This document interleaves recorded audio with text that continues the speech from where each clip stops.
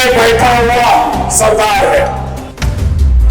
2014 तुम्ही म्हणला होता 2022ला देश सत्ता होईल आणि 2024ला तुम्ही सांगताय देश 2047ला सत्ता होईल. काळा पैसा परत आणण्याची गॅरंटी दिली होती. काय झालं त्या गॅरंटीचं? प्रत्येकाच्या खात्यात 15 लाख जमा करतो म्हटलं होतं. काय झालं त्या गॅरंटीचं? ही लढाई मला वाटतं ही अभी नहीं तो कभी नहीं.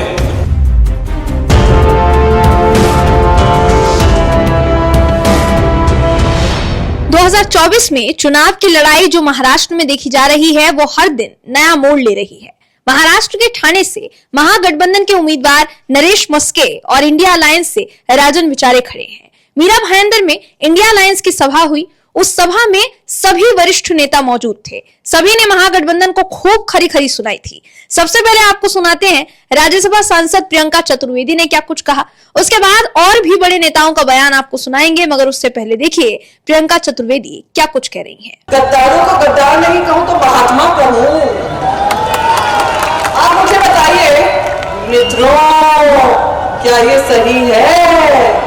गद्दारों को गद्दार नहीं कहें, ये आपको मंजूर है क्या? ये आपको मंजूर है क्या? ये आपको मंजूर है क्या? नहीं है. महाराष्ट्र को मंजूर नहीं है. महाराष्ट्र की जनता को जरूरी नहीं है ये कहना कि हमें क्या कहना है क्या नहीं कहना है. गद्दारों को गद्दार ही कहेंगे. आपने बहुत अच्छी बात कही मीर जाफर को लेकर.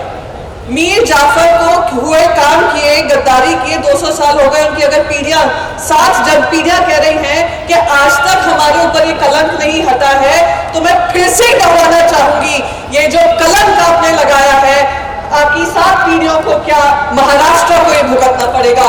और वही काम हम सही करने जा रहे हैं. इसलिए आपके बीच आए हैं कि राजन विचारे जी को भारी बहुमत से जिताना है. भारी बहुमत से जिताना है. इतने भारी बहुमत से जिताना है कि जब आप ईवीएम का बटन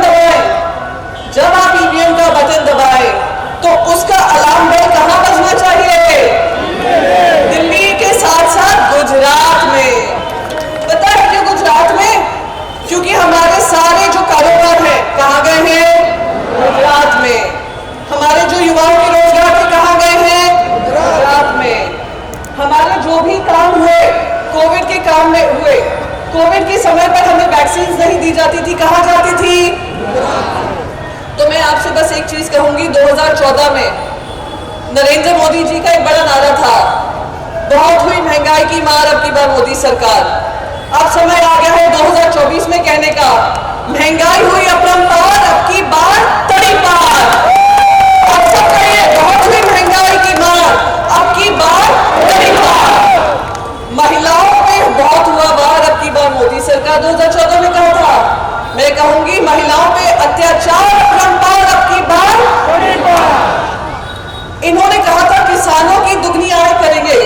अरे हम कहेंगे बहुत हुआ किसानों पर अत्याचार अब की बार तड़ी पार. बेरोजगारों को और बेरोजगार किया, झूठे झूठे वादे किए 2 करोड़ रोजगार बनाएंगे. बेरोजगारी अपरंपार अब की बार. तो बस यही, क्योंकि समय कम है और बहुत सारे वक्ता हैं, यही शब्दों से खत्म करना चाहूंगी कि हमारा जो चुनाव चिन्ह है महाविकास अघाड़ी का और इंडिया गठबंधन का, वो मशाल है. तो ये था शिवसेना उद्धव बाला साहेब ठाकरे गुट से राज्यसभा सांसद प्रियंका चतुर्वेदी का बयान. लेकिन अगर आप सोच रहे हैं कि महाविकास आघाड़ी की इस सभा में सिर्फ प्रियंका चतुर्वेदी ने ही ऐसा पलटवार किया है, तो ऐसा नहीं है. मुजफ्फर हुसैन जो मीरा भाईंदर के पूर्व विधायक हैं, उन्होंने भी जमकर देश की सत्ताधीन पार्टी बीजेपी को यानी सरकार को कई मुद्दों पर घेरा. क्या कुछ कहा उन्होंने, सुनिए. प्रधान पार्लियामेंट में बोलते हैं, फाइनेंस मिनिस्टर बोलती है कि हमने 7 लाख लोगों को रोजगार दिया, जबकि उनको 10 साल में 20 करोड़ लोगों को रोजगार देना था. पंत प्रधान ये कहते हैं, फाइनेंस मिनिस्टर कहता है कि हम दुनिया के 5वें नंबर की इकोनॉमी है, 5वें नंबर की. और पंत प्रधान उसी पार्लियामेंट में कहता है कि हमको फक्र है, गर्व है कि हम 80 करोड़ गरीब जनता को राशन दे रहे हैं.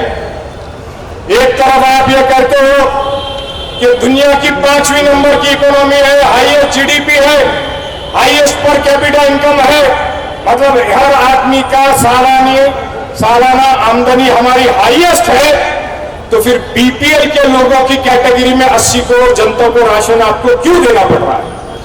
और फक्र से ये भी कहते हैं कि आने वाले समय में भी हम राशन देंगे, मतलब लोगों को वही गरीब रेखा के नीचे रखेंगे। ये 400 पार कैंसर नारा नहीं है, इंडिया आजादी 400 पार नारा है।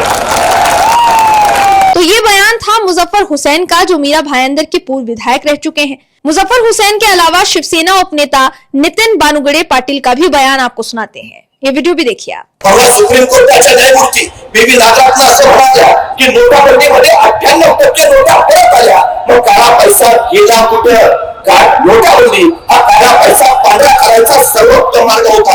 आज तुम्ही 700 कोटी रुपये रोज खर्च करून मोदीची की गॅरंटीच्या छेडाची करता, और तुम्ही गॅरंटीचं बोलता पण तुमच्या गॅरंटीला वॉरंटी कुठे आहे? हा सगळ्यात महत्वाचा प्रश्न आहे। 2014 तुम्ही म्हटला होता 2022 ला देश महासत्ता होईल, आणि 2024 ला तुम्ही सांगताय देश 2047 ला महासत्ता होईल। काळा पैसा परत आणण्याची गॅरंटी दिली होती, काय झालं त्या गॅरंटीचं? प्रत्येकाच्या खात्यात 15 लाख जमा करतो म्हटलं होता, काय झालं त्या गॅरंटीचं? 10 वर्ष 2 कोटी नोकऱ्या देतो म्हटलं होता, काय झालं त्या गॅरंटीचं? 2022 पर्यंत प्रत्येकाला घर देणार होता, काय झालं त्या गॅरंटीचं? शेतकऱ्यांच्या आत्महत्या थांबवणार होता, काय झालं त्या गॅरंटीचं? तो ये था उद्धव ठाकरे गुट के उपनेता नितिन बानुगडे पाटिल का बयान। अब सुनिए रत्नागिरी सिंधुदुर्ग सीट से महाविकास आघाड़ी के उम्मीदवार विनायक राउत ने अपने सामने खड़े महायुति के उम्मीदवार नारायण राणे को लेकर क्या कुछ कहा। परवाच्या दिवशी माझं मतदान झालं, तिथे तो होता गद्दारांचा पहिला गुरु।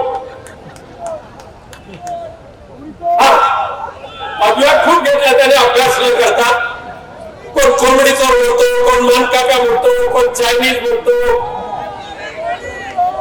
यावेळेला काय मिळत पुन्हा एकदा त्याला अजिबात नाही।